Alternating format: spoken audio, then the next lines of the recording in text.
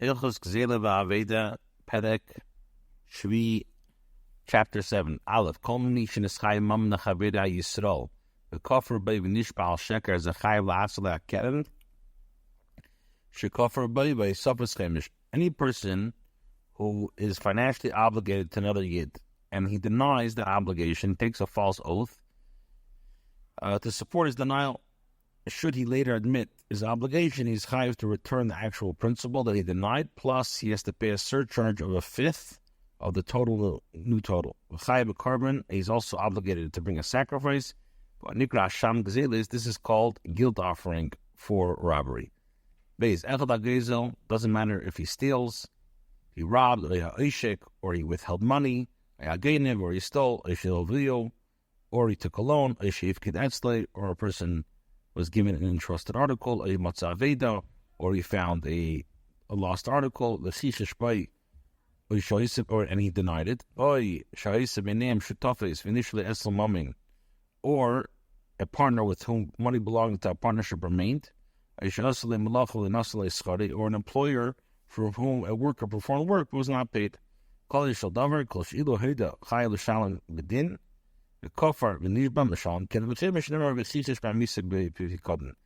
is the general rule. Whenever a person who admitted the obligation would be obligated to pay by law to pay, he has to now pay the principal on a fifth if he denies his obligation, as the Torah says, if he denies his colleague's claim regarding an entrusted object. When does this apply? When the person is obligated to pay because of his own actions. When, however, he is chayav to pay because of his father, he does not pay a fifth. How so? If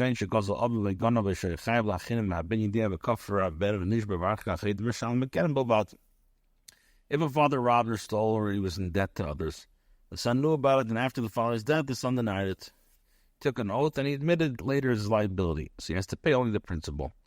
As it says, Asher Gazal, that he obtained by robbery. From here, we learn out that one is chayav for an additional fifth for one owes robbery, but not for robbery committed by one's father. When the object obtained by robbery no longer exists.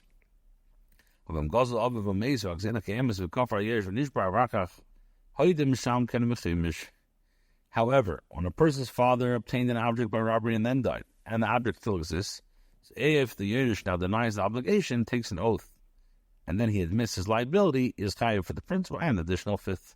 If the father committed robbery, took a false oath, admitted his guilt, and then died, the Yiddish has to pay the principal and the chemish. If the father committed robbery, took a false oath, and then died, then the Yiddish admitted the father's guilt, he only pays the principal. Doesn't matter what the instance is, the Yiddish is not obligated to bring the guilt offering.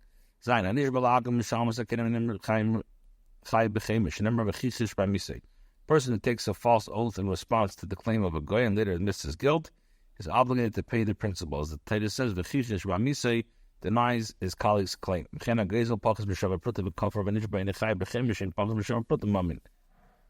A person who takes less than worth of a prutba robbery, and then he denies the charge and takes a false oath to that effect, he is not chayav to pay the additional fifth. Why? Because anything less than a prutba worth is not considered a significant financial responsibility. Kama chemish, what is meant by kama chemish? How much is a chemish? Echel ma'arba bekenen, 1/4 of a principal. Shem gazal shava arba v'nishba mashal chamisha. If a person obtained 4 zuz by robbery and took a false oath, so now he has to pay 5. If the object obtained by robbery still exists, he has to pay. It has to be returned, and 1/4 of its value added.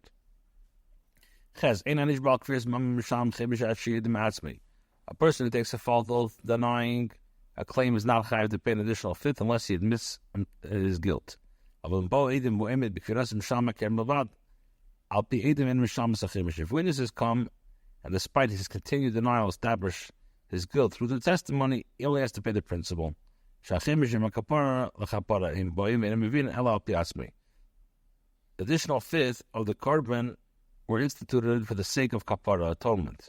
Therefore, he's obligated for them only when his admission that makes him chayiv.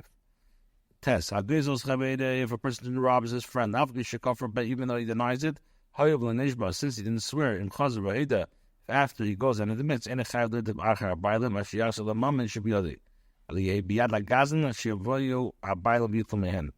chayiv to seek out the owner to return the money in his possession. It just remains in his possession of the robber until the owner comes and takes what's due. If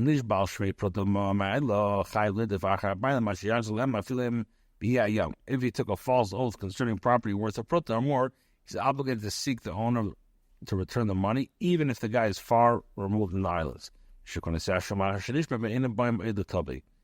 Once the robber took a false oath, the owner has the spirit of the return of his property and will not demand it again. Even if the robber returned the entire worth of the object obtained by robbery, with the exception of the pruta, he is obligated to bring to the original owner. Even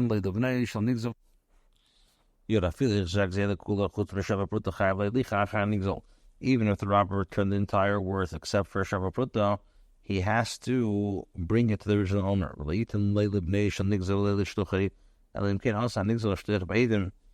He may not give the pruta to the owner's son or shliach, unless the owner appointed a shliach for this purpose in the presence of witness. The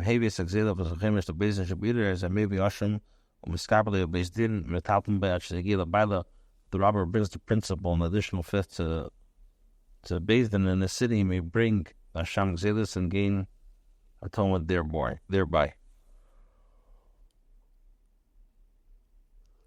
Beis Din will then ensure that the object obtained by robbery will reach the original owner. If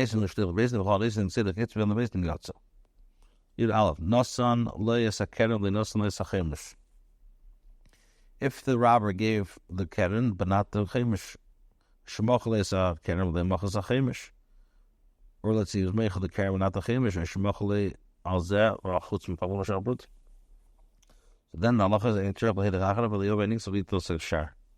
is the robber does not have to seek out the owner. Instead, when the owner comes, he will take the remainder of what is due to him. Now,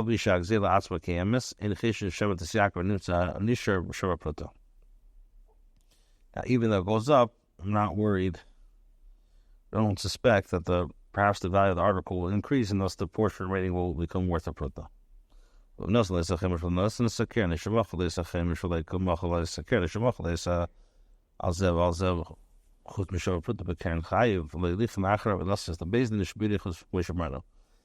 robber gave the owner the additional fifth, but did not give him the principal, or if the owner was meichel payment to the additional fifth but not the principal, or he waived payment of both with the exception of a pruta's worth of a principal, the robber must seek out the owner and give the money to Vidrabanan, as explained in the previous law.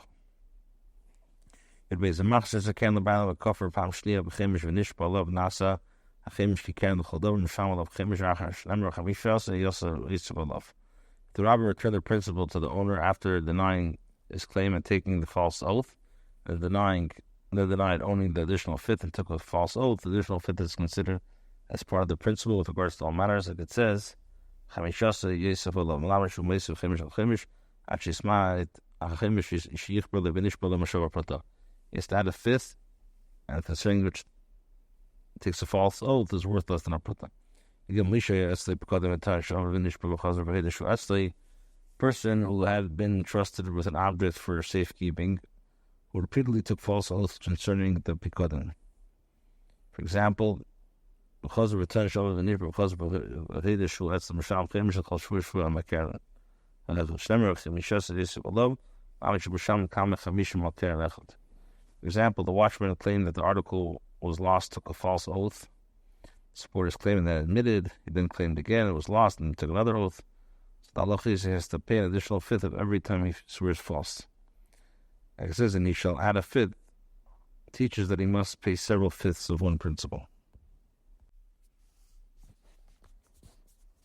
Chapter 8, Perek Ches Aleph Hagezos Chaverim Mezin Nigzu Yasek Zeli Yershim. When a person robs another person and then the person who he robbed dies, he has to return it to the Yershim, to the inheritors. If the object becomes lost or underwent a change, he has to pay the value. If the robber originally denied the robbery and then took a false oath, he has to pay the keren and the principal to the Yershim. When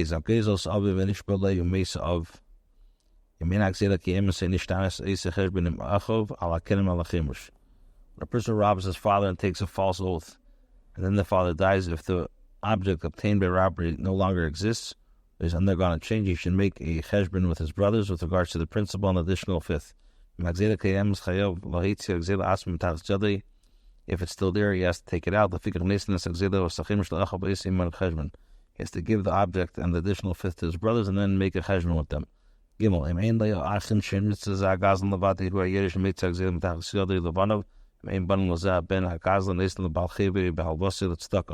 robber does not have any brothers, or he is only Yiddish, or he must still remove the object obtained by robbery and give it to his children.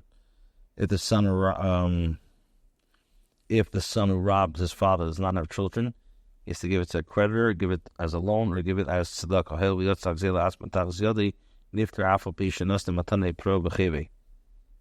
Since he has removed the object itself from his possession, he's no longer under obligation, even though he gave it as a present or he paid a chay with it. As long as he says this article was obtained by robbery from my father.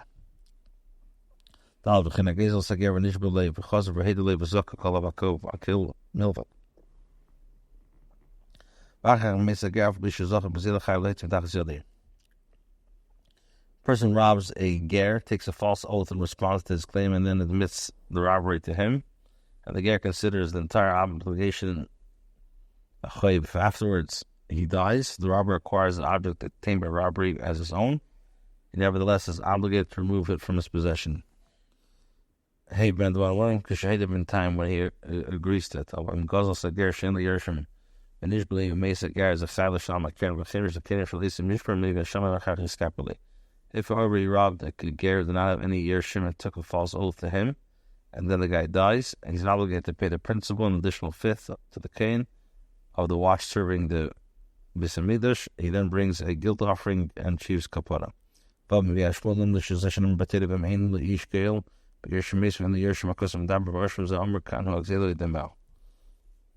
Shmuel was taught that the pasuk, if a person does not have a redeemer, refers to a ger who dies without leaving Yershim. The guilt offering pasuk refers to is the object obtained by robbery or its worth.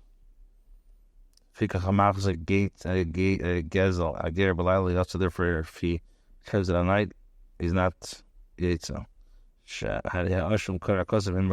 Because Torah describes this return as a guilt offering, and you can't bring it at night. May not can gezel. A ger connected gezel. A ger connected chilkim. B'sar Oshim connected b'sar Oshim Acher. The king may not divide any object obtained by robbing a convert together with another obtained by robbing a ger, just as it's not permitted to divide the meat of one Oshim offering together with the meat of another Oshim. Zai kol gezel geshim mishav for the look. Cholkin came out shebishra liyatza amazir the ashav shnemar amushu lahashem lakin achti ashav kolkin. Whenever the value of an object obtained by robbing a convert is not sufficient to give every kain from the watch of that week, at least the pruta, the robber who returns it does not fulfill the obligation. As Torah says, it should be returned to the Hashem, to the priest, implying the significant value must be returned to each priest. Love number begezel ger ish at the tzarech lachker lachser. Alav im yesh le yershim im einle aval im haya ger kotan yat the tzarech lachazre alav alachaskos hashin yershim. Why does the Torah refer to the robbery of a ger with the term man? Teach that if a ger has attained maturity, we must research the matter to determine whether or not he has yershim. If, however, the ger is a katan, there's no need to research. We can assure that he does not have yershim. With regards to the repayment of property obtained by robbing a ger, the kainim are considered as recipients of presents. If Chaylit and Lakenim Islam Kishas Gezelah. When a person robs chametz from a ger who dies without yershim and maintains possession of the chametz that he obtained by robbery during Pesach, is obligated to pay the kohen. So at the time of the yershim, if he gave it to them at the present time, it would not be considered as a gift because it's also. If he was still alive, we would tell him, here's your article as we explained. Test. Kain should go to Gersh and the Yershim Nish Belay. Ways a girl like Zachas Gzelish Tachzil, the Yitzim Mitachasil, the Chalachov, Hakeanim, Hamishmeris. When a Kain robs from a convert who has a Yershim, takes a false oath to him and then converts, the convert dies before the object obtained by robbery is returned to him. The Kain does not acquire the object in his possession. Instead, he must give it to his brethren, the Kain of the watch during the Beis Hamikdash that week. Yoragezel Sager, somebody steals from a ger, he then makes a false oath, and then the convert dies. And then takes his offering and he puts it aside, but dies before it could gain kapara.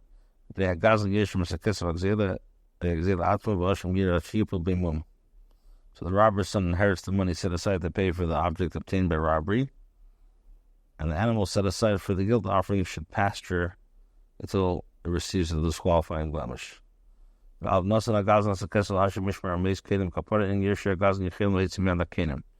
robber gave the money to the priest of the watch but died before the carbon that brings him atonement could be offered. The robber's Yerusha may not take it. When a man gives it to the kingdom, shall be his. Even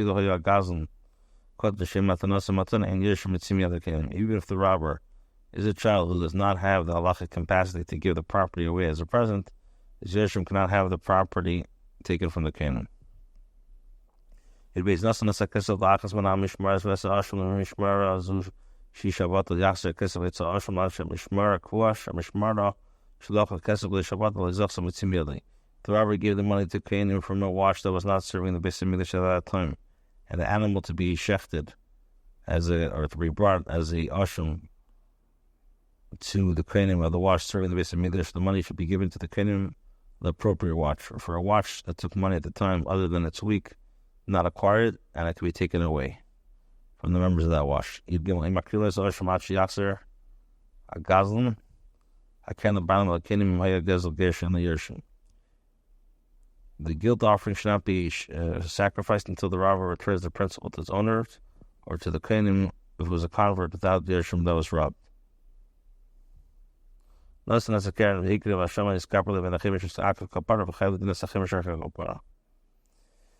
robber gave the owner the principal but not the additional fifth, and then had the guilt offering sacrifice, he granted atonement, for the additional fifth does not prevent atonement from being granted. He is, however, obligated to give the owner the additional fifth after receiving the atonement. Last Chemish doesn't apply by if he denies his colleague's claim regarding the entrusted object. All the subjects mentioned pasuk are metaltalin that itself has financial worth. He sues landed property servants for the are dematekarga.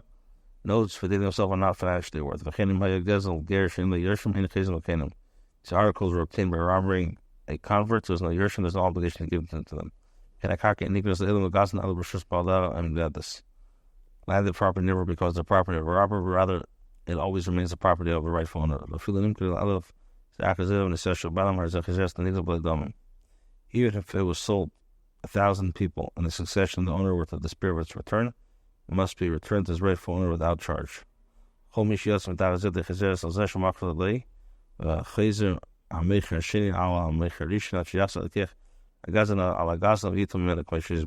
person whom was taken should then sue the person who sold it to him. Each person in turn should sue the person who sold it to him until the person who purchased from the robber should sue the robber and collect from him, as we'll explain. Perek Tes, Chapter 9, Aleph, Gezelah Vaveda. Aleph Hagezel Kaka Mechaveda B'Fsidei. Person robs a friend's property and depreciates its value. Again, Shechafer B'Bidish Shiklim Oris. Eshukotzes Zeilonas V'Shichas Hamayonas V'Haras Habinyan. For example, he digs cisterns, trenches, or caverns in it, or cuts down trees, spoils springs, or destroys a building. He's obligated to return the field. He's chayav to return the house or the field in its original condition, or to pay the owner for the depreciated value. If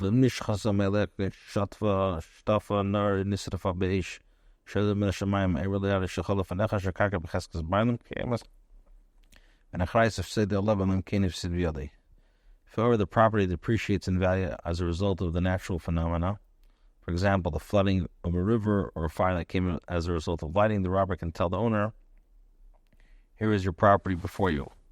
This karka remains in the possession of its original owners at all times, and the robber is not responsible for the decrease in value. Shenkin Mutalton, except for Mutalton, it's not, as we explained. Beis Gozel Sadav Nigzl Menu Natal Mekitzin Mekech Hamelach. When a person robs a friend of a field and it was in turn taken from him by robbery and seized by the king, for example, the king confiscated the fields or homes and all the land's inhabitants.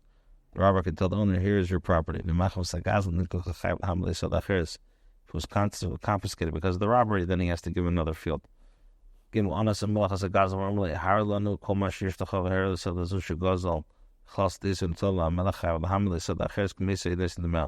king compelled the robber to show him all the property he owned, and the robber showed him the field that he obtained by robbery together with other fields, and the king confiscated it. The robber is obligated to provide the owner with another field comparable to the one taken or pay its value. When a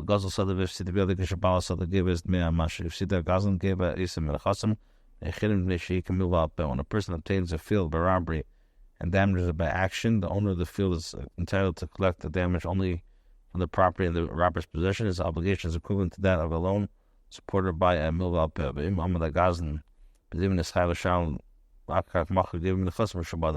The robber was called to Beis Din and obligated to pay for the damage of the property taken by robbery, and afterwards sells the property that he owned. The rightful owner of the property taken by robbery may collect his due from properties that the robber has already sold. A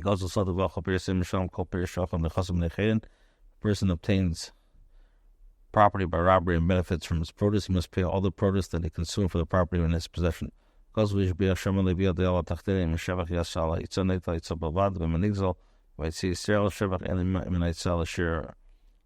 person obtained landed property by robbery and increases its worth, the increase should be evaluated.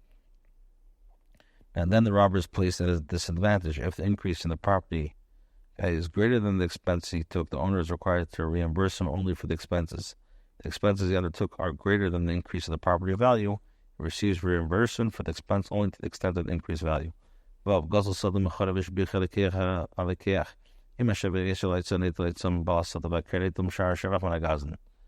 person obtains a field by robbery and sells it, and the purchaser causes its value to increase, if the increase is greater than the value of the purchaser's expenses, he should be reimbursed for the expenses of the owner. He should collect the principal on the remainder of the increase in the value of the robber.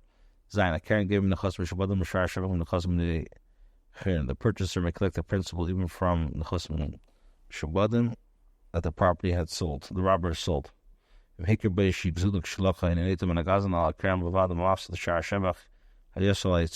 By contrast, he may collect the remainder of the increase in the property value only from property presently in the robber's possession. If it was more than shikr, then the law was ending in itself as share shevach nitum balsata vakenet when agazim chas mishpadim. Ches agizel sat machar machal on the tiak beresim chashon a little pir shachol. Mishal balsata v'chiz v'gev esim agazim chasam nechen v'mikr balshugzulahi, and the pairs v'in given agazim Allah kern bavad. When a person obtains a field by robbery, sells them, the purchaser derives benefit from its produce. He should calculate the value of the produce that he consumed and pay to the owner of the field. He should then collect the money of the property in the possession of the robber. If he was unaware that it was obtained by robbery, he is not entitled to reimbursement for the produce.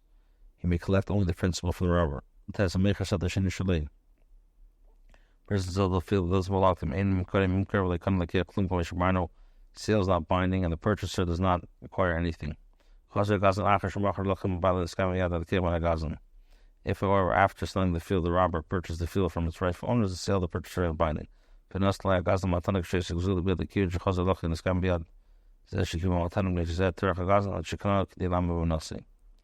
The robber gave the field obtained by robbery.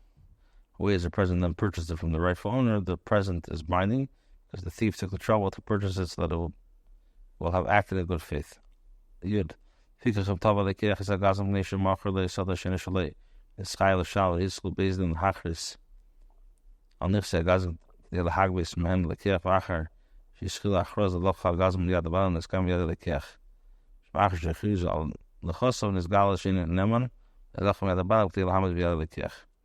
If the purchaser sued the robber for selling him a field that he did not belong to him, the robber was obligated to pay, based on order that an announcement be made regarding the sale of the robber's property in order to pay the purchaser, and the robber purchased the field from its rightful owners. After that announcement was made, the original sale to the purchaser is not binding. Since a public announcement was made to take his property, it was revealed that the robber was not acting in good faith. We conclude that he did not purchase the field from its rightful owners in order to establish the validity of the original sale.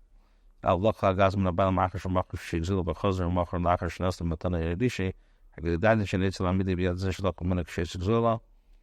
if after selling the field he obtained by robbery